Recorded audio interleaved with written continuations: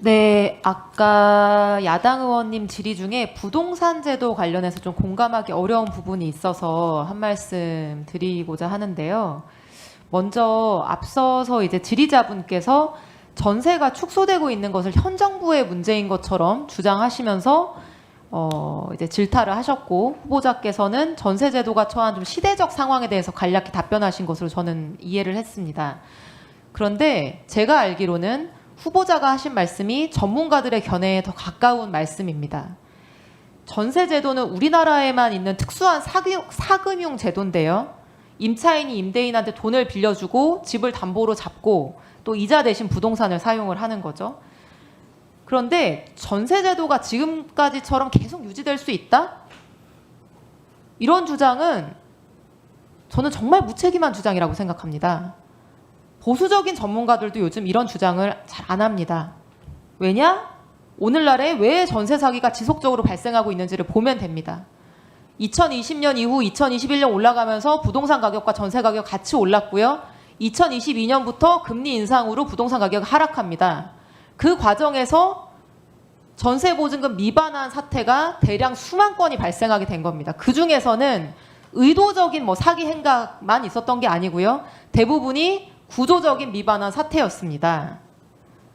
그래서 전세제도라는 게 주택가격이 우상향하는 시대에 만들어진 제도이고 또 고금리라고 하는 특수한 금리 환경에서 임대인과 임차인에게 꽤 괜찮은 사적 금융 제도였지만 오늘날과 같은 시대적 상황에서 부동산 가격이 일방적으로 우상향하지 않고 업앤다운이 있으며 금리 상황도 과거와는 매우 다르기 때문에 아마 후보자님이 고등학생, 대학생 때는 아마 이자가 거의 정기예금 15% 20%였죠. 네. 지금 그런 금리 가능합니까? 그렇지 않은 거죠.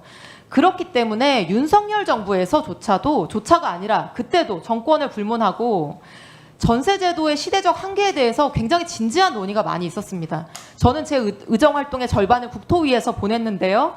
제가 기억을 더듬어 보면 소위 말하는 전세 사기 사태 때 특별법을 만들면서 당시에 박상우 국토부 장관도 이제 전세제도라는 것 자체가 오늘날의 시대적인 환경과 부합하지 않아서 일정 부분 축소하면서 대안을 만들어 가야 되는 책임이 있다. 이런 얘기를 한두 번이 아니라 항상 그 얘기가 나올 때마다 했던 얘기입니다. 그런데 전세가 줄어드는 오늘날의 현재의 상황, 그리고 전세 사기 이후에 전세에 대한 사람들의 관점이 많이 바뀐 이런 것들 다 무시하고 그냥 덮어놓고 가격만 비교하면서 또는 물건만 비교하면서 정부 책임 이런 거는 너무 단선적인 주장이다. 이렇게 저는 생각을 하고요. 두 번째, 문재인 정부, 윤석열 정부, 이재명 정부 각각 기간 동안 부동산 가격 얼마 올랐냐? 역대 정권별 아파트 값 상승률, 아까 그래프도 봤는데요.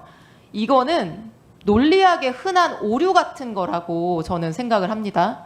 알고도 하는 얘기면 이거는 국민을 오도하는 거고요. 왜 이게 오류냐?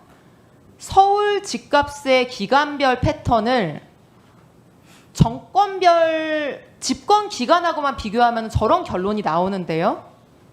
논리적으로 맞는 주장을 하기 위해서는 다른 데이터와 교차 비교를 해야 되는 게 기본입니다. 그런데 똑같은 기간 동안 뉴욕과 런던 부동산 가격을 한번 비교해 보면은요. 그러고 나서 분석을 제시하면 다른 분석이 나옵니다. 근데 이런 거를 전혀 분석해 보지 않고 서울 집값과 정권별 기간만 국내적으로만 비교한다? 그러면 그냥 확증 편향을 부추기는 선동 같은 게 되는 거예요. 뉴욕 집값도 한번 비교해 보시죠. 2020년에 폭등하고 2022년 무렵에 금리 인상을 하면서 일부 꺾입니다. 큰 틀에서 놓고 보면 서울 집값과 그 그래프와 굉장히 동조화된 현상을 볼 수 있는데 그럼 뉴욕 집값도 문재인 이재명 정권 탓이라고 할 수 있나요? 아닌 거죠. 아마 국토위 활동 저랑 같이 하셨던 분들은 무슨 말인지 다 아실 거고요.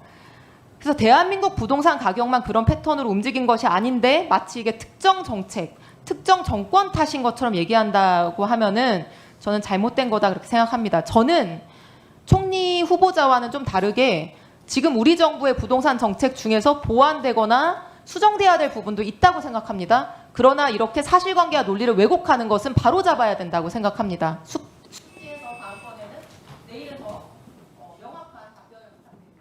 네, 뭐 아까 제가 말씀드렸을 때 방향에 대한 부분들이 좋은 방향이라 말씀드렸고 모든 정책이 지금 잘 동작하고 있다고 말씀드린 부분들은 아닙니다. 그리고 전세 관련된 부분에서는 굉장히 뭐 다른 의견들이 있을 수 있겠지만 저는 전세 관련된 부분은 전체적으로 인위적으로 조정할 수는 없겠으나 전체적으로는 제도적으로는 지금 현재는 이제 좀 저희가 대체돼야 되는 제도라고 생각은 하고 있습니다. 뭐 나머지 부분들은 제가 뭐 워낙 짧은 시간 공부하면서 좀 부족함들 있는 거 알고 있습니다.